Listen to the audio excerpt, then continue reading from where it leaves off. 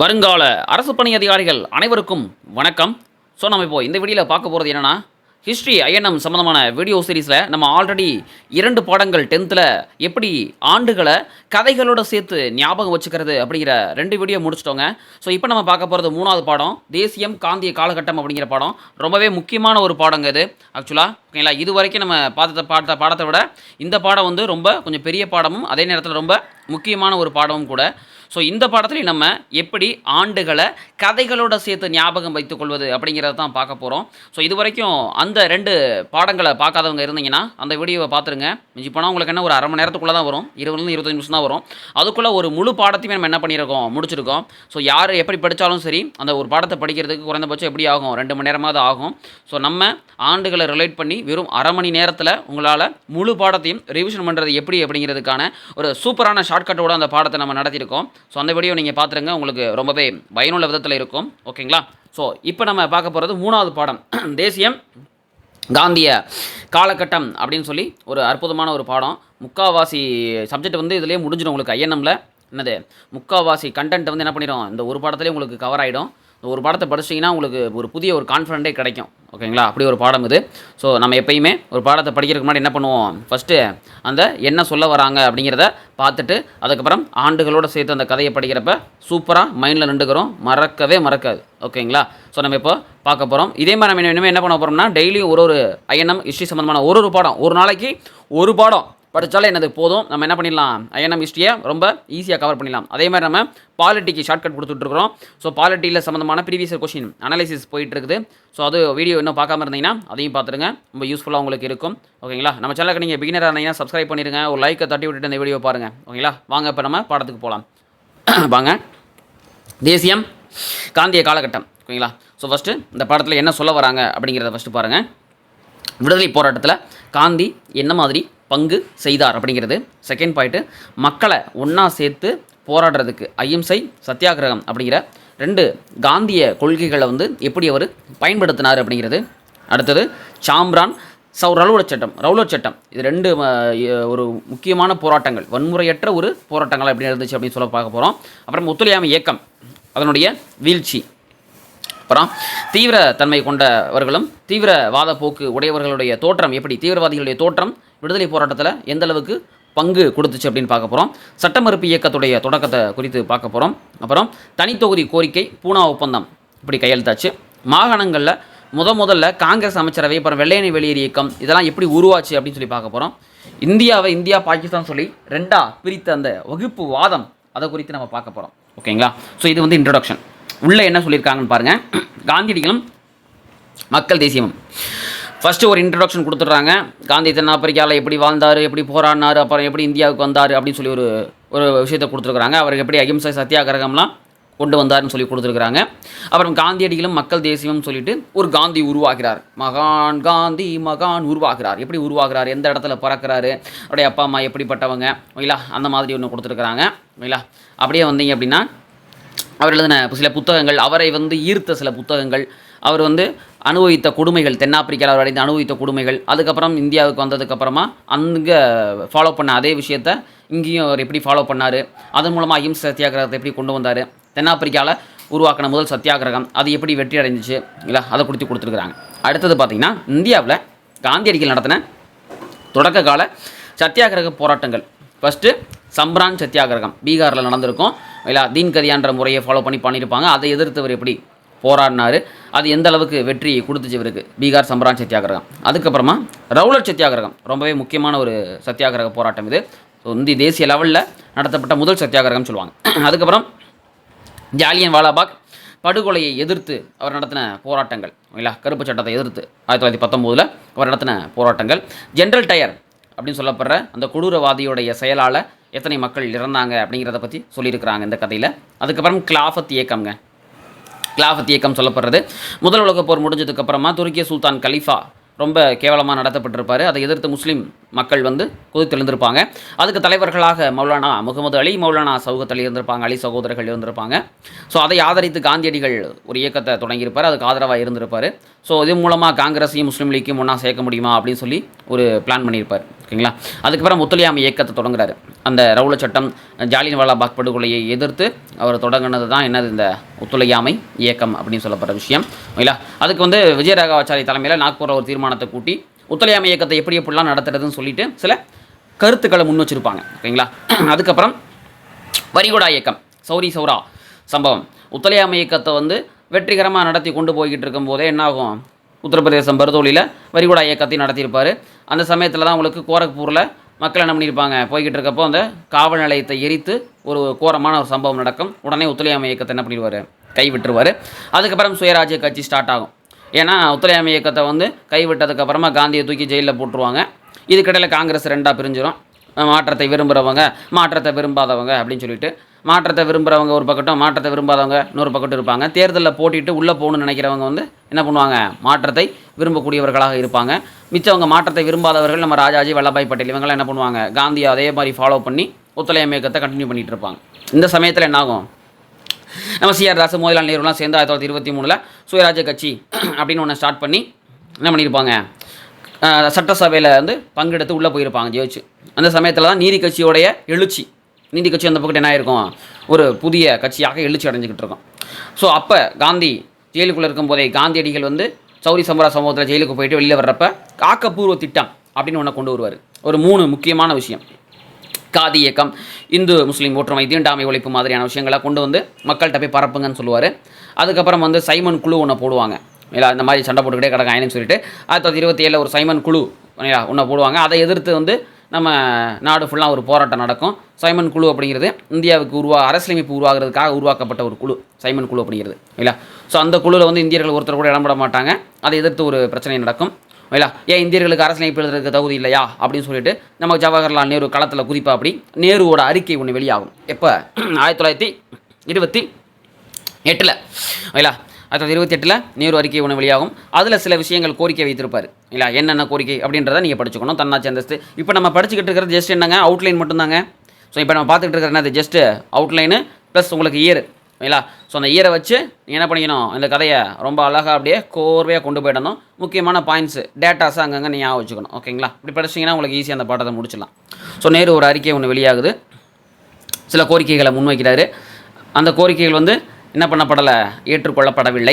உடனே முழுமையான சுயராஜ்யம், சட்ட மறுப்பு இயக்கம் அப்படின்னு சொல்லிட்டு ஒன்று ஆரம்பிச்சிடுறாங்க. 1929 லாகூர் காங்கிரஸ் மாநாடு ஓகேங்களா ஆரம்பிச்சு விட்டுட்டு 1930 ஜனவரி 26 சுதந்திர திருநாளாக கொண்டாடப்படுகிறது.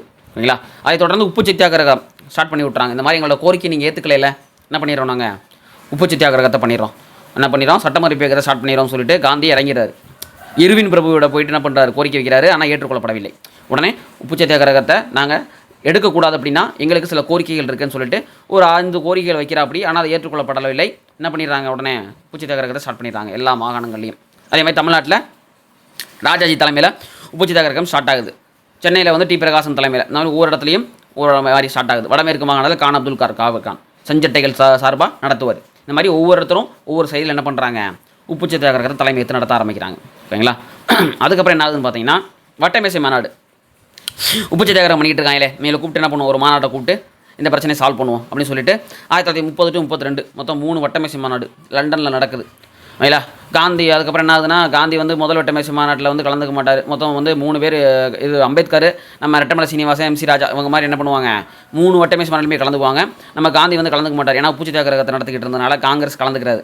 அப்புறமா கடைசி 1931 காந்தி இருவின் ஒப்பந்தம் ஒன்று கையெழுத்தாகுதுங்க, காந்திக்கும் இருவினுக்கும். இந்த மாதிரி சில கோரிக்கைகள் வைக்கிறாரு. அந்த இருவின் ஒப்பந்தத்தின்படி சில கோரிக்கைகள் என்ன பண்ணுறாரு, வைக்கிறாரு. அதுக்கப்புறம் 3வது வட்டமேசை மாநாடு வந்து கலந்துக்காமல் சட்ட மறுப்பு இயக்கத்திற்கு என்ன பண்ணுறாரு, மீண்டும் புத்துயிர் விட்றாப்புல. அவரோட கோரிக்கை நிறைவேறாதனால அந்த இடஒதுக்கீடு கோரிக்கை வந்து நம்ம அம்பேத்கர் இடஒதுக்கீடு கோரிக்கை வந்து ஏற்றுக்கொள்ளப்படுது 1932. இல்லைங்களா. செப்டம்பர் ஆகஸ்ட் 1932 ஆகஸ்ட் 16 வகுப்பார் இடஒதுக்கீடு கோரிக்கை என்ன பண்ணுறாங்க, ராம்சி மெக்டொனால்டு வந்து என்ன பண்ணுறாரு, அறிவிக்கிறாரு.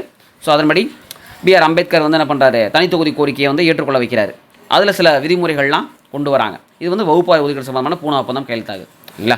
இதுக்கப்புறமா காந்தி ஒரு உண்ணாவிரத போராட்டத்தை நடத்தி காந்திக்கு அம்பேத்கருக்கு இடையில் ஒரு சுமூகமான ஒரு உடன்படிக்கையில் ஈடுபடுறாங்க.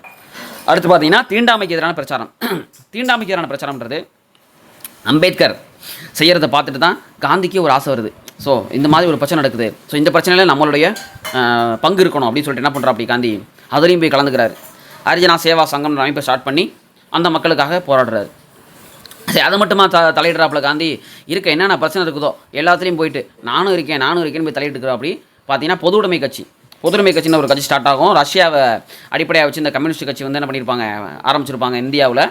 ரஷ்யாவில் ஒரு மிகப்பெரிய ஒரு போராட்டம் நடந்திருக்கும், தொழிலாளர்களுடைய ஒரு போராட்டம் வந்து நடந்து அங்கே ஒரு கட்சி ஸ்டார்ட் பண்ணியிருப்பாங்க. அதே கொள்கைகளை பாலிசி அடிப்படையாக வச்சு நம்ம இந்தியாவிலையும் என்ன பண்ணியிருப்பாங்க, மக்கள் ஸ்டார்ட் பண்ணியிருப்பாங்க. அந்த பொதுவுடைமை கட்சி வந்து உருவாகிறதுக்கு சிலர் காரணமாக இருந்திருப்பாங்க, அதை பற்றி கொடுத்துருக்குறாங்க. அதுக்கப்புறம் வந்து அந்த புரட்சிகர நடவடிக்கைகள் ஈடுபட்டிருப்பாங்க. அந்த பொதுவுடைமை கட்சியை சேர்ந்த சில பேர் என்ன பண்ணியிருப்பாங்க, புரட்சி நடவடிக்கைகள் ஈடுபட்டிருப்பாங்க. அப்படி உருவானதான் இந்துஸ்தான் குடியரசு இராணுவன்ற அமைப்பு. அதில் புத்துயிரூட்டி உருவாக்கினவங்க தான் நம்ம பகத்சிங், ராஜகுரு, சுகதேவ் இவங்கெல்லாம் என்ன பண்ணியிருப்பாங்க, இந்துஸ்தான் சமதர்மவாத குடியரசு இன்னொரு அமைப்பை ஏற்படுத்தி சில போராட்டங்களை நடத்தியிருப்பாங்க. அதுக்கப்புறம் 1930 இடதுசாரி வலதுசாரின்னு என்ன பண்ணியிருக்கோம், காங்கிரஸில் 2 தரப்பு மக்கள் வந்து உருவாகியிருப்பாங்க இல்லையா. அந்த இரண்டு தரப்பு மக்கள் உருவாகி அவங்களுக்குள்ள ஒரு சின்ன ஒரு கான்ட்ரவர்சி போயிட்டுருக்கோம். அப்புறம் 1935ஆம் ஆண்டு சட்டத்தின் அடிப்படையில் முதல் காங்கிரஸ் அமைச்சரவை உருவாகுங்க. 1935 உங்களுக்கு என்ன ஆகும், முதல் காங்கிரஸ் அமைச்சரவை. அந்த காங்கிரஸ் உருவானதுக்கப்புறம் ஆட்சிக்கு வந்ததுக்கப்புறமா நம்ம ராஜாஜி தலைமையில் தமிழ்நாட்டில் வந்து காங்கிரஸ் உருவானதுக்கப்புறமா 1937 வந்து தேர்தல் அறிவிக்கப்பட்டு நடக்கும்.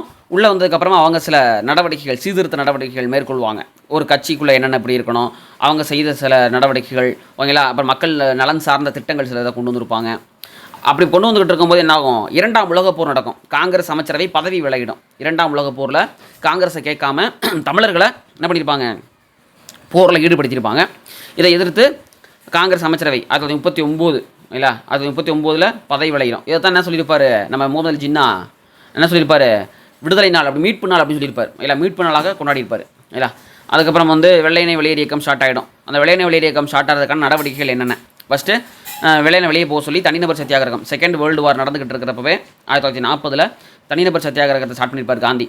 ஏன் சார் தனிநபர் சத்தியாகிரகத்தை ஸ்டார்ட் பண்ணார், நிறைய பேர் வந்து போராட்டம் நடத்தியிருக்காங்களா அப்படின்னு கேட்டிங்கன்னா, ஏன்னா ஆல்ரெடி இங்கிலாந்துக்காரன் அங்கே ஒரு மிகப்பெரிய சண்டையில் சண்டைப்பட்டுக்கிட்டு இருக்கான். அப்போது நம்ம வேறங்கிட்டு நிறைய பேர்த்த கூட்டிகிட்டு வந்து சண்டை போட்டோம்னா இந்தியாவே ஜப்பானோட கையில் போயிடுச்சு என்ன பண்ணுறது, இல்லாட்டி ஜெர்மனி கையில் போயிடுச்சு என்ன பண்ணுறதுன்னு சொல்லிட்டு என்ன பண்ணியிருப்பார், ஒரு மிதமான ஒரு அழுத்தத்தை கொடுத்துருப்பார். ஒரு லைட்டாக அவனை குத்துவோம், வாழைப்பழத்தை ஊசி ஏற்றுற மாதிரி குத்துவோம் சொல்லி தனிநபர் சத்தியாகிரகத்தை கொண்டு வந்திருப்பார். 1940 அக்டோபர் 17 ஆச்சாரிய வினோபாபாய் அவர்கள் தான் இதுக்கு முதல்ல கலந்துக்கிட்டார் இல்லை. அதுக்கப்புறம் கிறிஸ்துவ அதானே சார், கிறிஸ்துவ அப்படின்னு கேட்டிங்கன்னு வச்சுங்களேன். இந்த தனிநபர் சத்தியாகிரகத்துக்கு அப்புறமா ஒரு கிரிப்ஸ் தலைமையில் சார்ஃபோர்டு கிரிப்ஸ் தலைமையில் ஒரு 3 பேர் கொண்ட ஒரு குழு அனுப்பிச்சி வச்சுருப்பாங்க. அது என்ன பிரச்சனை போய் பாருங்க, இந்தியாக்காரையும் சண்டை போட்டுக்கிட்டே கிடக்காங்க, ஆல்ரெடி நமக்கு இங்கே செகண்ட் வேர்ல்டு வார் போயிட்டு இருக்குது, அதில் கொஞ்சம் சமூகப்படுத்துங்கன்னு சொல்லி ஒரு குழு ஒன்று அனுப்பிச்சி வச்சுருப்பாங்க. ஒரு குழுவை, அந்த குழு வந்து என்ன பண்ணும், சில கோரிக்கைகளை முன்வைக்கும். இந்த மாதிரி உங்களுக்கு சலுகையெல்லாம் கொடுக்குறோம், நீங்கள் என்ன பண்ணுங்கள், உங்களுடைய போராட்டத்தை கைவிட்டுங்கன்னு சொல்லிட்டு. அப்புறமா காந்தி பார்த்துருப்பார், கிறிஸ்துவ குழு வந்து நம்ம ஏமாத்துறதுக்கான முயற்சி, திவாலான வங்கியின் பின்தாதிட்ட காசோலை இதனால் ஒரு யூஸும் கிடையாது, வாங்கடா செய்யலது செத்து மடி அப்படின்னு சொல்லிட்டு என்ன பண்ணியிருப்பார். 1942 ஆகஸ்ட் 8 வெள்ளையனை வெளியேறு இயக்கத்தை தொடங்கியிருப்பார் ஓகேங்களா. அதுக்கப்புறமா சோசியலிச கட்சியை சேர்ந்தவங்க நிறைய பேர் என்ன பண்ணியிருப்பாங்க, இந்த இயக்கத்தில் கலந்துக்கிட்டு தங்களுடைய பங்களிப்பை கொடுத்துருப்பார்கள். அந்த இயக்கத்தில் நிறைய மக்கள் கலந்துக்கிடுவாங்க. மக்கள் கலந்துக்கிட்டு பெரிய ஒரு போராட்டம் நடக்கும் இல்லைங்களா.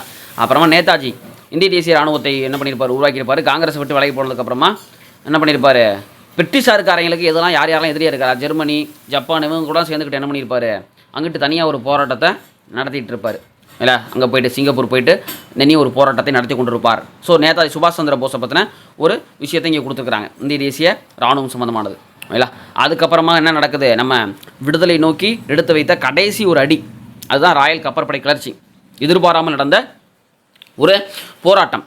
1946 என்ன பண்ணியிருப்பாங்க, பம்பாயில் ராயல் கப்பற்படை மாலுமிகள் வந்து தங்களுக்கு வந்து மோசமான அந்த உணவு, வேலை சூழல் இதெல்லாம் எதிர்த்து ஒரு போராட்டம் பண்ணியிருப்பாங்க. 1946 பிப்ரவரி 18 ஓகேங்களா. பிசி தத்து தான் என்ன பண்ணியிருப்பார், வெள்ளையனை வெளியேறுன்னு சொல்லிட்டு கப்பல் எழுதி வச்சுட்டு ஒரு பெரிய ஒரு போராட்டத்தை கிளப்பி விட்டு போயிருப்பா. அப்படி அதுக்கப்புறமா 1945 வேவல் திட்டம் ஒன்று அறிவிக்கப்பட்டிருக்கும், சுதந்திரம் குறித்த ஒரு பேச்சுவார்த்தை. சிம்லா மாநாடெல்லாம் ஒன்று கூட்டியிருப்பாங்க, மக்கள்லாம் ஒன்றா சேர்ந்து என்ன பண்ணியிருப்பாங்க, நம்ம இங்கே காங்கிரஸ், முஸ்லீம் லீக் எல்லாம் ஒன்றா சேர்ந்து சில கோரிக்கைகளை முன் வச்சுருப்பாங்க. ஸோ இது என்னன்றதை பார்க்குறதுக்காக கேபினெட் அமைச்சரவை உள்ளே வந்திருக்கும் இல்லைங்களா. சார்போர்ட் கிப்ஸ் அலெக்சாண்டர் பெத்தி கிளாரன்ஸ். இதுக்கு தலைமை தாங்கினது யாருன்னு பார்த்தீங்கன்னா நம்ம பெத்தி கிளாரன்ஸ். ஓகேங்களா. கிரிப்ஸ் தூதுக்குழுக்கு தலைமை தாங்கினது கிரிப்ஸ். அமைச்சரவை தூதுக்குழுக்கு தலைமை தாங்கினது பெத்தி கிளாரன்ஸ். ஓகேங்களா. இவங்க வந்து என்ன பண்ணியிருப்பாங்க, உங்களுக்கு என்னையா கோரிக்கை கேளுங்கயா, உங்களுக்கு என்ன சுதந்திரம் வேணுமாயா அப்படின்னு சொல்லிட்டு கேட்டிருப்பாங்க. பாகிஸ்தான் தனிநாடு வேணுமாயா, அந்த மாதிரி அவங்களோட கோரிக்கையெல்லாம் கேட்டுட்டு ஒரு முடிவுக்கு வருவாங்க அமைச்சரவை. ஓகேங்களா. ஸோ அந்த சமயத்தில் வந்து காங்கிரஸ் வந்து என்ன பண்ணியிருக்கோம், ஒரு முஸ்லீம் லீக் உறுப்பினரை கொண்டு வந்து அவங்களோட கட்சியில் சேர்த்துருக்கோம். இதை எதிர்த்து முஸ்லீம் லீக் என்ன பண்ணியிருக்கோம், இது சரி வராதான்னு சொல்லி ஒரு நேரடி நடவடிக்கை நாளை அறிவித்திருக்கும். அதுதான் 1946 ஆகஸ்ட் 16. 1946 ஆகஸ்ட் 16 முகமது ஜின்னா நேரடி நடவடிக்கை நாள். இது சரிபட்டு வராது. இந்து முஸ்லீம் பெருசாக சண்டை நடக்கும் வங்காளத்தில். இல்லைங்களா. வங்காளத்தில் பெரிய ஒரு சண்டை நடக்கும். நவாகாளி மாவட்டம் பெரிதாக பாதிக்கப்படும். சரிங்களா. இதெல்லாம் பார்த்துக்கிட்டு இருந்த வெள்ளக்காரன் என்ன பண்ணுவேன், ஐயா மவுண்ட் பேட்டன் நீ வாயா போய் என்ன பிரச்சனை பார்த்துட்டு வா அப்படின்னு சொல்லி அனுப்பிச்சி விடுவாங்க. மவுண்ட் பேட்டன் இங்கிலாந்துலேருந்து உருவாப்படி ஜவஹர்லால் நேரு தலைமையில் ஒரு இடைக்கால அரசாங்கத்தை 1946 செப்டம்பர் 2 உருவாக்கி விட்டு போயிட்டே இருப்பா. அப்படி போங்கடா சண்டை கொடுக்குறாங்கடான்னு சொல்லிட்டு என்ன பண்ணிடுவார், அவர் வாட்டிக்க ஒரு இடைக்கால அரசாங்கத்தை ஏற்படுத்தி விட்டு சென்று விடுவார். அந்த மவுண்ட் பேட்டன் திட்டம்ன்றது தான் டெக்கிபேட் திட்டம், ஜூன் 3 திட்டம் அப்படின்னு சொல்லுவாங்க. அதில் சில விஷயங்களை அவர் சொல்லியிருப்பார். இல்லைங்களா. இந்தியா பாகிஸ்தானுக்கு தன்னாட்சியாக இருக்கணும், சிற்றரசுகள்லாம் இந்தியா பாகிஸ்தான் ஏதாவது ஒன்றில் சேர்ந்துக்கணும், ரெட் கிளிஃப் தலைமையில் ஒரு எல்லை ஆணையம் ஏற்படுத்தப்படும். இந்த மாதிரி இந்தியா உருவாவதற்கு ஒரு அடித்தளத்தை ஏற்படுத்தி விட்டு போயிடுவார். இந்தியா பாகிஸ்தான் பிரிகிறதுக்கு ஒரு அடித்தளத்தை ஏற்படுத்தி விட்டு போயிடுவார். அதுக்கப்புறம் 1947 ஜூலை 18 என்ன ஆகும், பிரிட்டிஷ் பார்லிமெண்டத்தில் இந்திய விடுதலை சட்டம் நிறைவேற்றப்பட்டு உங்களுக்கு இந்தியா 1947 ஆகஸ்ட் 15 ஆகஸ்ட் 14 பாகிஸ்தானும் சுதந்திரம் அடையும். ஓகேங்களா. ஸோ இவ்வளோ தாங்க இந்த பாடத்துடைய சுருக்கம். இந்த பாடத்துடைய சுருக்கத்தை பார்க்குறதுக்கே 15 நிமிஷம் ஆயிடுச்சு பார்த்தீங்களா. ஆனால் இது ரொம்ப முக்கியமான ஒரு பாடம். ஓகேங்களா. இது ரொம்ப முக்கியமான ஒரு பாடம். இப்போ நம்ம பார்க்க போகிறது என்னென்னு பார்த்தீங்கன்னா ஆண்டுகள். ஓகேங்களா. ஆண்டுகளை ரிலேட் பண்ணி இந்த பாடத்தை எப்படி நம்ம ஷார்ட்டாக படிக்கிறது அப்படிங்கிறத பார்க்க போகிறோம். ஓகேங்களா. இதை படிச்சிட்டிங்கன்னா உங்களுக்கு ரொம்ப ஈஸியாக உங்களுக்கு புரிஞ்சிடும். ஆண்டுகளையும் கதையும் ஞாபகம் வச்சுக்கிட்டால் போதுமானது. ஓகேங்களா. ஸோ தேர்ட் பாடத்துடைய ஆண்டுகள். ஃபஸ்ட்டு தென்னாப்பிரிக்காவில் காந்தி வந்து இந்தியர்களுடைய சமூக உரிமைக்காக 20 ஆண்டுகள் போராடுறாரு. காந்தி தாயகம் திரும்பினது 1915 ஜனவரி 9. 1891 ஜூனில் வழக்கறிஞர் பட்டம் வாங்குறாரு. 1888 சட்டம் பயில்வதற்கு இங்கிலாந்தில் கடல் பயணம் மேற்கொள்கிறாரு. 1893 தென்னாப்பிரிக்கா போகிறாரு. ஓகேங்களா. 1893 தான் என்ன பண்ணுறாரு, தென்னாப்பிரிக்காக்கே போகிறாரு. அங்கே டிரான்ஸ்வாலில் இந்தியர்களுக்கு தலைக்கு 3 பவுண்டு வரி வந்து கட்ட சொல்லி சொல்கிறாங்க. நைட்டு 9 மணிக்கு மேலே அனுமதி கிடையாது வெளியில் போகிறதுக்கு. இதை எதிர்த்து ஒரு போராட்டம் பண்ணி அதில் அவர் ஜெயிப்பார். சத்தியாகிரக போராட்டத்தை முதல்ல தொடங்கியிருப்பார் தென்னாப்பிரிக்காவில். அதே மாதிரி தில்லையாடி வள்ளியம்மையுடைய அதை வச்சு தான் என்ன பண்ணியிருப்பார், காந்தியுடைய சத்தியாகிரக போராட்டத்திற்கு அடிப்படையாக அமைந்தது. இல்லைங்களா தென்னாப்பிரிக்காவில். அதுக்கப்புறம் ஃபீனிக்ஸ் குடியிருப்பு 1905 உருவாக்கியிருப்பார். 1910 டால்ஸ்டாய் பண்ணை உருவாக்கியிருப்பார். ஓகேங்களா. அதுக்கப்புறம் பீகார் சம்ரான் சத்தியாகிரகம் தீன்கதியா முறை 1917 உங்களுக்கு நடத்தியிருப்பார். விவசாயிகள் நிலத்தில் 20ல் 3 பங்கு அவுரி பயிரிட கட்டாயப்படுத்தியிருப்பாங்க. அதை எதிர்த்து ஒரு போராட்டம் பண்ணியிருப்பார். அதுக்கப்புறம் காந்தியடிகளை மக்கள் தலைவராக மாற்றிய 3 போராட்டங்களில் இந்த பீகார் சம்பரான் சத்தியாகிரகம், அப்புறம் அகமதாபாத் ஆலை தொழிலாளர் போராட்டம், குஜராத் கேதா சத்தியாகிரகம். இது 3 போராட்டங்களும் ரொம்ப முக்கியமான போராட்டங்கள். ஓகேங்களா. பீகார் சம்பரான் சத்தியாகிரகம்ன்றது 1917. 1918 அகமதாபாத் ஆலை தொழிலாளர் போராட்டம். இல்லை குறைந்த ஊதியம் கொடுத்துருப்பாங்க, அதை எதிர்த்து போராட்டம் பண்ணியிருப்பார். அதுக்கப்புறம் குஜராத் கேதா சத்தியாகிரகம். இல்லை அந்த பஞ்ச கால விதிப்படி வந்து 25% விளைச்சல் குறைஞ்சாலே முழு நிலவரி ரத்து கிடைப்பதற்கு தகுதியானவங்க மக்கள். ஆனால் அவங்கள என்ன பண்ணியிருப்பாங்க, வரியை ஃபுல்லாக வசூலிச்சுக்கிட்டு இருந்திருப்பாங்க. அதை எதிர்த்து போராட்டம் பண்ணியிருப்பார் 1918. அதுக்கப்புறம் கருப்பு சட்டம் சொல்லப்படுற ரவுலட் சட்டம், அதை எதிர்த்து நாடு தழுவிய சத்தியாகிரக போராட்டத்தை காந்தி 1919 ஏப்ரல் 6 தொடங்கியிருப்பார். இல்லை அப்புறம் 1919 ஏப்ரல் 9 பஞ்சாபை சேர்ந்த சத்யபால் மற்றும் சாய்புதீன் கிச்லு அந்த 2 தலைவர்களை கைது பண்ணியிருப்பாங்க. அந்த கைதை எதிர்த்து மக்கள் ரொம்ப அமைதியான முறையில் 1919 ஏப்ரல் 13 கால்பைசாகி திருநாள் அன்னைக்கு என்ன பண்ணியிருப்பாங்க, அந்த ஜாலியன் வாலாபாக் அப்படிங்கிற இடத்துல பூங்கால அமைதியான கூடி போராட்டம் பண்ணிக்கிட்டு இருப்பாங்க. அதை எதிர்த்து ஜெனரல் டயர் அவர்கள் என்ன பண்ணியிருப்பார், 10 நிமிஷம் துப்பாக்கி சூடு கதவை அடைச்சிக்கிட்டு என்ன பண்ணியிருப்பார், எல்லாத்தையும் துப்பாக்கி சூடு நடத்தியிருப்பார். ஒரு 379 பேர் என்ன பண்ணியிருப்பாங்க, அதிகாரப்பூர்வமாக கொலை செய்யப்பட்டதாக சொல்லுவாங்க. ஆனால் 1000 பேருக்கும் மேலே கொலை செய்யப்பட்டதாக தகவல் இருக்கிறது. அதுக்கப்புறம் முதல் உலகப் போருங்க 1914 to 18 இல்லை முதல் உலகப் போர் நடக்குது. இல்லை 1919 டில்லியில் நடந்த அகில இந்திய கிலாஃபத் மாநாட்டுக்கு காந்தி தலைமை தாங்குகிறார். அப்புறம் 1920 ஜூன் 9 அலகாபாத்தில் கூடிய கிலாஃபத் குழு இந்த கூட்டத்தில் காந்தியுடைய அகிம்சை மற்றும் ஒத்துழையாமை இயக்கத்தை வென்று கிலாஃபத் இயக்க மக்கள் வந்து ஏற்றுக்கிறாங்க. உங்களுக்கு ஒன்று சொல்கிறேன், நல்லா தெரிஞ்சுங்க. இந்த ஆண்டுகள் எல்லாத்தையும் என்ன பண்ணணும், நீங்கள் உங்களுடைய கைப்பட நீங்கள் எழுதுனா தான் உங்களுக்கு என்ன பண்ணும், இந்த கதை முழுசாக உங்களுக்கு ஞாபகம் இருக்கும். நான் அந்த பிடிஎஃபை ஈஸியாக நம்மளுடைய டெலிகிராம் குரூப்பில் ஷேர் பண்ணி விட்டு போயிடுவேன். நீங்கள் அதை பிடிஎஃபை நீங்கள் என்ன பண்ணிக்கலாம், பிரிண்ட் எடுத்துக்கலாம், இல்லை டவுன்லோட் பண்ணி சும்மா கூட வச்சுருந்துருக்கலாம், யாருக்கும் தெரியாது. ஆனால் உங்களுடைய கைப்பட நீங்கள் எழுதின நோட்ஸ் வீணாகாது. அதை எழுதின நோட்ஸை திருப்பியும் படிக்கவும் செய்யணும். சும்மா நோட்ஸை எழுதி வச்சுட்டு சும்மா இருக்கக்கூடாது. அதை நீங்கள் என்ன பண்ணணும், ஒவ்வொரு வாட்டியும் அந்த பாடத்தை ரிவிஷன் பண்ணும்போதும் இந்த ஆண்டுகளை வாசித்து பார்க்க வேண்டும். அப்போ தான் உங்களுக்கு ஞாபகம் இருக்கும். ஓகேங்களா? சரி வாங்க. 1920 ஆகஸ்ட் 1 ஒத்துழையாமை இயக்கத்தை தொடங்கியிருப்பார். அப்புறம் 1920 செப்டம்பரில் கல்கத்தாவில் நடந்த சிறப்பு காங்கிரஸ் கூட்டத்தில் ஒத்துழையாமை இயக்கத்திற்கு அனுமதி கொடுத்துருப்பாங்க.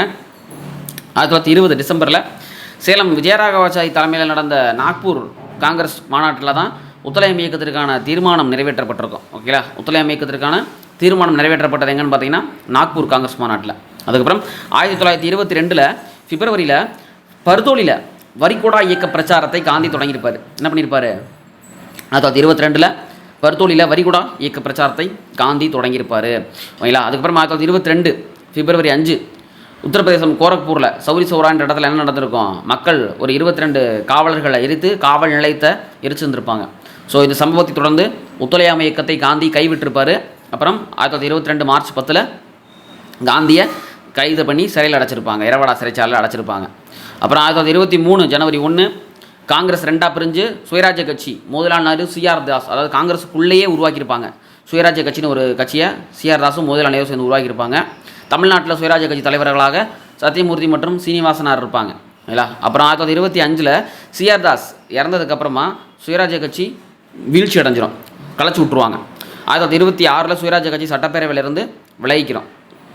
அப்புறம் பாருங்கள் 1919 அதாவது கரெக்டாக நம்மளுடைய முதல் உலகப் போர் முடிஞ்சதுக்கப்புறம் இரட்டையாட்சி முறை அறிமுகப்படுத்தப்படும். அதுதான் மாண்டேகு செம்ஸ்போர்ட் சட்டம். இல்லை, அதுக்கப்புறம் 1935 அந்த இரட்டையாட்சி முறையை தூக்கி விட்டுட்டு மாகாண சுய ஆட்சி கொண்டு வந்திருப்பாங்க 1935ஆம் ஆண்டு அரசு சட்டத்தின் அடிப்படையில். அதுக்கப்புறம் 1920 பார்த்தீங்கன்னா உங்களுக்கு இந்து முஸ்லீம் இடையில தொடர்ச்சியான வகுப்புவாத மோதல் நடந்துகிட்டு இருக்கும். ஓகேங்களா? இதெல்லாம் நம்ம எப்படி சார் சொல்லியிருக்கீங்கன்னா, புத்தகத்தில் எந்த ஆர்டரில் ஆண்டுகள் இருக்கிறதோ அதே ஆர்டரில் தான் உங்களுக்கு ஆண்டுகளை வரிசையாக நம்ம எழுதியிருக்கோம். ஓகேங்களா? புத்தகத்தில் ஆண்டுகள் எந்த மாதிரி இருக்குது, நம்பர்ஸ் எந்த மாதிரி கொடுத்துருக்குறாங்களோ அதை என்ன பண்ணியிருக்கோம், நம்ம வரிசையாக எடுத்து தனியாக உங்களுக்கு எழுதியிருக்கோம். ஓகேங்களா? ஸோ 1920 இந்து முஸ்லீம் வகுப்புவாத மோதல் நடக்கும். 1924 மே 21 காந்தி உண்ணாவிரத போராட்டம் மேற்கொள்வார் அந்த இரவடா சிறைச்சாலையில்.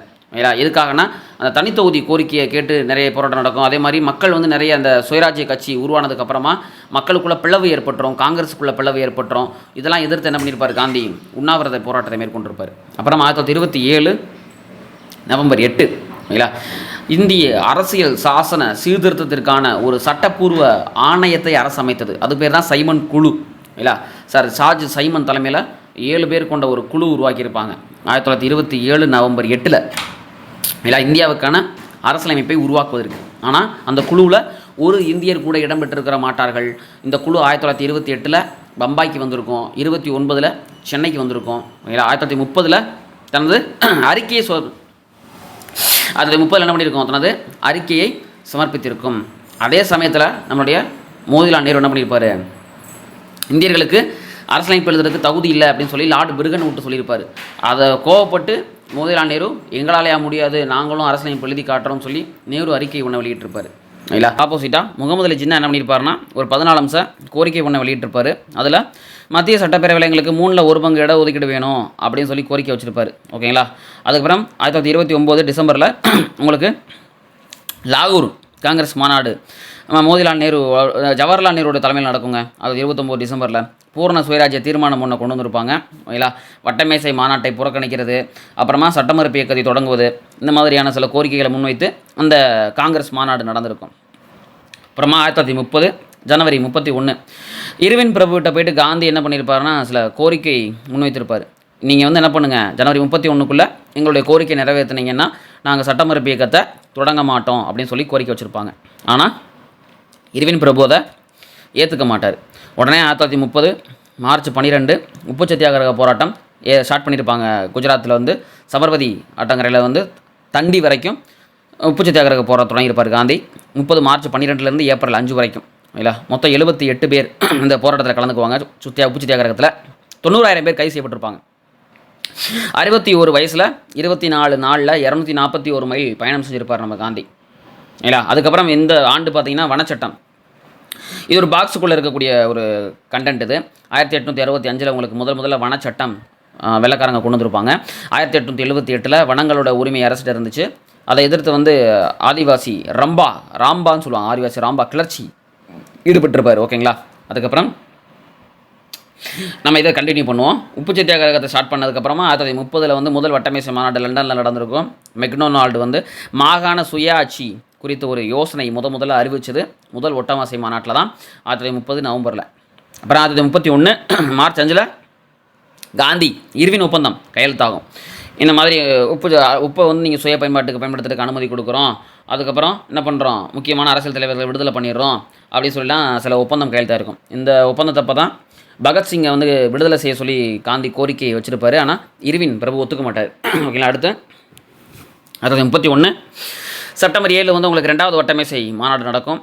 அதுக்கப்புறம் படைத்துறை சட்டம் அமல்படுத்தப்பட்டு 1932 ஜனவரி 4 காந்தியை தூக்கி ஜெயிலில் போட்டுருவாங்க. ஏன்னா அவர் வந்து சட்ட மறுப்பு இயக்கத்தை மீண்டும் புத்துயிர் ஊட்டியிருப்பார். காந்தி இர்வின் ஒப்பந்தத்தில் வந்து முடிவுகள் எட்டப்பட்டிருக்காது. அதனால் என்ன பண்ணியிருப்பாங்க, காந்தியை தூக்கி 3வது வட்டமேசை மாநாடு அப்போ கைது பண்ணி தூக்கி ஜெயிலில் போட்டிருப்பாங்க. 1932 நவம்பர் 17 டு டிசம்பர் 24 உங்களுக்கு 3வது வட்டமேசை மாநாடு நடக்கும். 1932 ஆகஸ்ட் 16 வகுப்புவாத கொடையை மெக்டொனால்டு அறிவிச்சிருப்பார். ராம்சே மெக்டொனால்டு என்ன பண்ணியிருப்பார், வகுப்புவாத கொடையை அறிவித்திருப்பார். ஓகேங்களா. அப்புறமா 1932 செப்டம்பர் 20 ஓகேங்களா, காந்தி ஒடுக்கப்பட்ட மக்களுக்குன்னு சொல்லி தனி தொகுதி ஒதுக்கீட்டிற்கு எதிராக சாகும் வரை உண்ணாவிரத போராட்டத்தை தொடங்கியிருப்பார். அந்த ராம்சே மெக்டொனால்டுடைய வகுப்புவாத கொடையை எதிர்த்து சாகும் வரை உண்ணாவிரத போராட்டத்தை மேற்கொண்டிருப்பார். இல்லையா. ஸோ காந்தி இறந்து போயிட போகிறாருன்னு பயந்து என்ன பண்ணியிருப்பாங்க, அம்பேத்கர் எல்லாருமே வந்து 1932 செப்டம்பர் 26 உங்களுக்கு என்ன பண்ணியிருப்பாங்க, பூனா ஒப்பந்தம் கையெழுத்தாயிருக்கும் உங்களுக்கு. இல்லையா. 32 செப்டம்பர் 24 உங்களுக்கு பூனா ஒப்பந்தம் கையெழுத்தாயிருக்கும். அதில் அடிப்படையில் பார்த்தீங்கன்னா காங்கிரஸுக்குள்ள 71 இடங்கள் ஒதுக்கப்படும் என்பதிலிருந்து 148 இடங்கள் நாங்கள் உங்களுக்கு ஒதுக்குறோம் அப்படின்னு சொல்லியிருப்பார் காந்தி. 148 சீட்டு என்ன பண்ணுறோம் நாங்கள் உங்களுக்கு சட்டப்பேரவையில் ஒதுக்கி தரோம் அப்படின்னு சொல்லியிருப்பார். அதே மாதிரி மத்திய சட்டப்பேரவையில் 18% இடங்கள் உங்களுக்கு நாங்கள் ஒதுக்கி தரோம் சொல்லியிருப்பார். சார் இவ்வளோ ஆண்டுகள் சொல்கிறீங்களே சார், எல்லா ஆண்டுகளையுமே நம்ம மனப்பாடம் பண்ணணுமா சார்னு சொல்லி கேட்காதீங்க. முக்கியமான ஆண்டுகள், உதாரணத்துக்கு அந்த பூனா ஒப்பந்தம், காந்தி இர்வின் ஒப்பந்தம், வட்டமேசை மாநாடு, இந்த மாதிரி சம்பரான் சத்தியாகிரகம், இந்த மாதிரி முக்கியமான ஆண்டுகள்லாம் கண்டிப்பாக நம்ம தெரிஞ்சு வச்சுக்கிட்டு தான் ஆகணும். பிற ஆண்டுகளை வச்சு நம்ம என்ன பண்ணிக்கலாம்னா கதையை ரிவிஷன் பண்ணுறதுக்கு யூஸ் பண்ணிக்கலாம். எதுக்கு சார் எல்லா ஆண்டுகளையும் எழுதி வச்சுருக்கீங்கன்னா, ஸ்கூல் புக்கனா இந்த பாடத்தில் இவ்வளோ தான் சார் ஆண்டுகள் அப்படின்னு சொல்லி நமக்கு ஒரு திருப்தி கிடைக்கிறதுக்காக நம்ம எழுதியிருக்கோம். ஸோ இந்த ஆண்டுகளை வச்சு நம்ம என்ன பண்ணிக்கலாம், நம்மளுடைய அந்த பாடத்தை ஃபுல்ஸாக ரிவிஷன் பண்ணிக்கிறதுக்கு பயன்படுத்திக்கலாம். ஓகேங்களா. அதுக்காக எல்லா ஆண்டுகளையும் நீங்கள் ஞாபகம் வச்சுக்கணுன்ற அவசியம் கிடையாது. ஓகேங்களா. பாருங்கள் 1933 ஜனவரி 8 உங்களுக்கு கோயில் நுழைவு நாள் கொண்டு வரப்பட்டிருக்கும். அப்புறம் 1917 ரஷ்ய புரட்சியை தொடர்ந்து உங்களுக்கு கம்யூனிஸ்ட் கட்சி உருவாகுது. 1920 கம்யூனிஸ்ட் பொதுவுடைமை கட்சி உஸ்பெஸ்கிஸ்தான் தாஸ்கண்டில் வந்து உருவாகுது 1920 அக்டோபரில். ஓகேங்களா. அதுக்கப்புறம் 1925 கான்பூரில் அகில இந்திய பொதுவுடைமை மாநாடு நடத்தியிருப்பாங்க 1925. அப்புறம் 1928 அகில இந்திய தொழிலாளர் மற்றும் விவசாய கட்சி உருவாயிருக்கும். இது எல்லாமே ரொம்ப முக்கியமான ஆண்டுகள்ங்க. அப்புறம் 1929 உங்களுக்கு மீரட் சதி வழக்கு நடத்தியிருப்பாங்க. அதில் நிறைய பேர் வந்து கைது செய்யப்பட்டிருப்பாங்க. வெளிநாட்டவர்கள்லாம் கூட நமக்கு ஆதரவாக போராடியிருப்பாங்க, இல்லை தொழிலாளர்களுக்கு ஆதரவாக. அப்புறம் 1924 உங்களுக்கு இந்துஸ்தான் குடியரசு இராணுவம் கான்பூரில் உருவாக்கியிருப்பாங்க. சச்சின் சன்யால் மற்றும் ஜோகேஷ் சட்டர்ஜி நினைக்கிறேன் 2 பேர் சேர்ந்து அவங்களுக்கு என்ன பண்ணியிருப்பாங்க, இந்துஸ்தான் குடியரசு இராணுவம் அப்படின்னு ஒரு அமைப்பை உருவாக்கியிருப்பாங்க. ஸோ இந்த அமைப்பை சேர்ந்தவர்கள் தான் கக்கோரி சதி வழக்கை நடத்துனவங்க. ராம் பிரசாத் பிஸ்மில் அப்புறம் இன்னொருத்தர் இருப்பார் இல்லை சஃபுல்லா கான், 2 பேர் சேர்ந்து அவங்களுக்கு என்ன பண்ணியிருப்பாங்க, கக்கோரி சதித்திட்ட வழக்கு அவங்களுக்கு நடத்தியிருப்பாங்க 1925. கக்கோரி ரயில் கொள்ளை நடத்தியிருப்பாங்க 1925. அதுக்கப்புறம் அந்த இந்துஸ்தான் குடியரசு அமைப்புன்ற அமைப்பையே இந்துஸ்தான் சமதர்மவாத குடியரசுன்னு சொல்லி பேர் மாற்றினது எப்போனா 1928. அது மாற்றினதான் நம்ம பகத்சிங், ராஜகுரு, சுகுதேவ் எல்லாம் சேர்ந்து இன்னொரு புது அமைப்பு ஒன்று உருவாக்கியிருப்பாங்க 28. அந்த அமைப்பில் இருந்து தான் அவங்க நிறைய தாக்குதல்கள் மேற்கொண்டிருப்பாங்க. 1929 மத்திய சட்டப்பேரவையில் புகை குண்டு வீசியிருப்பாங்க.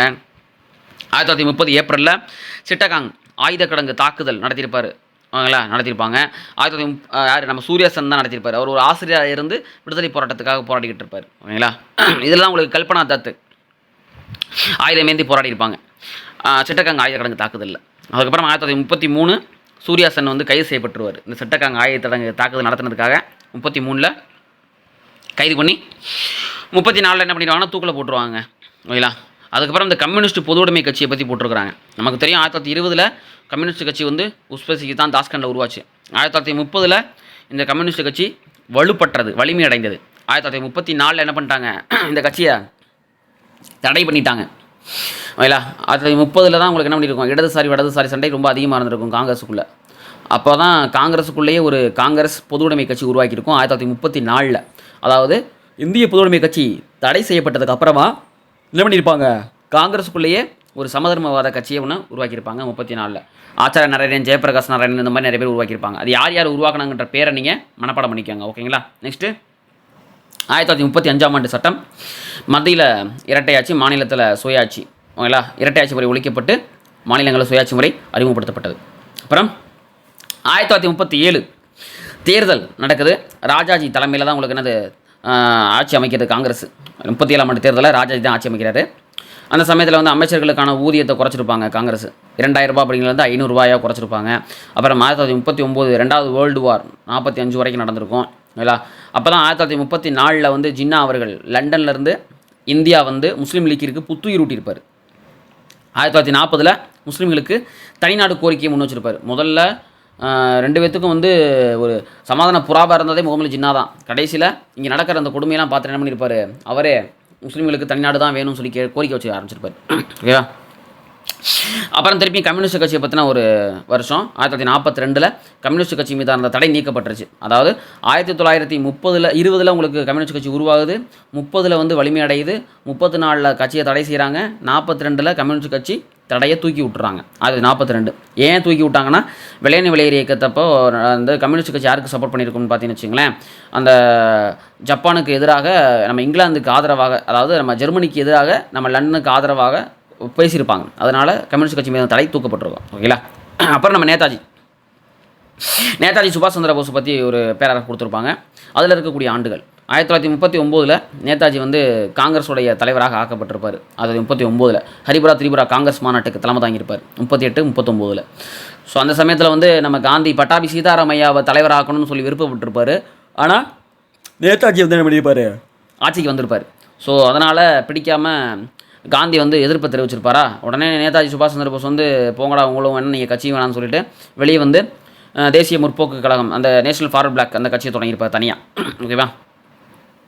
இந்த சதம் அங்கிட்டு போய்கிட்டு இருக்கிறப்ப 1933 உங்களுக்கு ரஹமத் அலி அப்படின்ற ஒருத்தர் பாகிஸ்தான் உருவாகக்கூடிய அந்த எண்ணத்தை முதல்ல வெளிப்படுத்தினவர் ரஹமத் அலி தான். ஓகேங்களா. பாகிஸ்தான்ற ஒரு தனி நாட்டை குறித்து எண்ணத்தை உருவாக்கியவர் ரஹமத் அலி. ஸோ அந்த சமயத்தில் செகண்ட் வேர்ல்டு வார் போய்கிட்டு இருக்கிறப்ப 1940 லின்லித்கோ சலுகை ஒன்று அறிவிக்கிறார். ஆகஸ்ட் சலுகை 1940 ஆகஸ்ட் 8. ஓகேங்களா. அதை அப்புறம் 1940 அக்டோபர் 17 வந்து இந்த சலுகை வேணாம், ஒன்றும் வேணாம், எங்களுக்கு சுதந்திரம் தான் வேணும்னு சொல்லி தனிநபர் சத்தியாகிரகத்தை நம்ம காந்தி தொடங்கியிருப்பார். ஆச்சாரிய வினோபாபாவே தான் முதல் சத்தியாகிரகி, தனிநபர் சத்தியாகிரகி 1940 அக்டோபர் 17. ஓகேங்களா. அதுக்கப்புறம் சரி இவங்களை எப்படா சமாதானப்படுத்துறதுன்னு நினச்ச வெள்ளைக்காரங்க என்ன பண்ணுவாங்க, சார்ஃபர் கிப்ஸ் தலைமையில் ஒரு குழு அனுப்பிச்சு வைப்பாங்க 1942 மார்ச் 22. ஓகேங்களா. எதுவும் பிடிக்காமல் நம்ம காந்தி வந்து இது திவாலாக வங்கியும் காசு ஓலைன்னு சொல்லிவிட்டு செய்யலது செத்து மடி வெள்ளையனை வெளியேறுன்னு சொல்லி அது 42 ஆகஸ்ட் 8 போராட்டத்தை தொடங்கியிருப்பார். அது 42 ஆகஸ்ட் 9 நடு இரவில் எல்லா தலைவர்களையும் தூக்கி ஜெயிலில் போட்டுருவாங்க. ஓகேங்களா.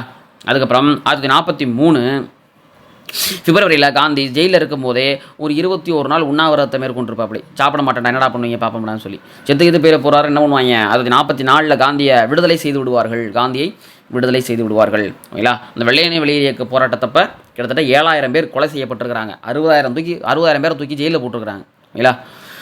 அதுக்கப்புறம் பார்த்தீங்கன்னா நம்ம நேதாஜி சுபாஷ் சந்திர போஸை பற்றி கொடுத்துருக்காங்க. 1941 மார்ச்சில் நேதாஜி சுபாஷ் சந்திர போஸை வந்து வீட்டுக்காவலில் இருந்து ஆப்கானியர் போல் தப்பிச்சு வெளியே போயிடுவோம். அப்படி நேதாஜி சுபாஷ் சந்திர போஸ் தப்பிச்சு 1943 பிப்ரவரியில் நீர்மூழ்கி கப்பல் மூலமாக ஜப்பான் போயிட்டு அங்கே என்ன பண்ணியிருப்பார், தனியாக ஒரு சுதந்திர நாட்டை உருவாக்கியிருப்பார். தற்காலிக அரசாங்கத்தை சிங்கப்பூரில் உருவாக்கியிருப்பார். 1943 அக்டோபர் 21 தற்காலிக அரசாங்கத்தை சிங்கப்பூரில் உருவாக்கியிருப்பார். அப்புறம் இந்திய தேசிய இராணுவத்துக்கு தலைமை எடுத்திருப்பார்.